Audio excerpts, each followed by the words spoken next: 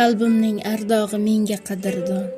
Alloh panohida asrasin har on, baxtimga doimo bo'lgin sen omon. Qondoshim, jigarim, aziz ukajonim, g'am alamniligini bilmay yashagin, dardlaring barini ortga tashlagin, baxtning qo'llarini mahkam ushlagin. Baxtimga sog' bo'lgin, azizim ukajonim. Haqqingga duolari qilay, baxtu omadingni Allohimdan so'ray. Sendek ukam bor deb faxrlanib yuray.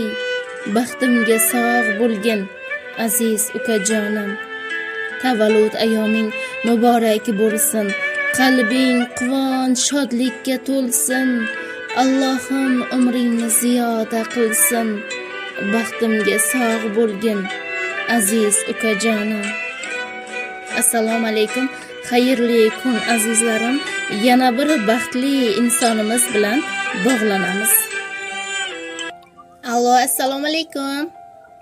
Assalomu alaykum. Adhamjon bilan bog'landikmi? Ha, Yaxshimisiz? Sog' va salomatmisiz? Kayfiyatlaringiz a'lomi?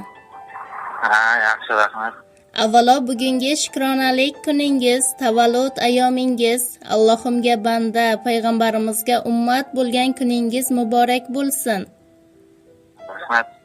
Allohim bergan umringiz mazmunli, tanijoningiz sog' va salomat bo'lsin.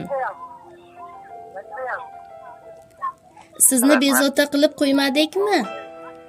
Yo'q. Biz sizni Dilizhorim teleradio dasturidan bezovta qilyapmiz. Ayni damda shu loyihaning boshlovchisi bilan suhbatdasiz. Ha, Bizning loyihamizga ajoyib tabrik kelgan. Ushbu tabrikni sizga o'qib bersam. mayli. Adhamjon, taxmin qilib ko'rasizmi, bu tabrik egasi kim bo'lishi mumkin? Bilmadim, yaqinlardan.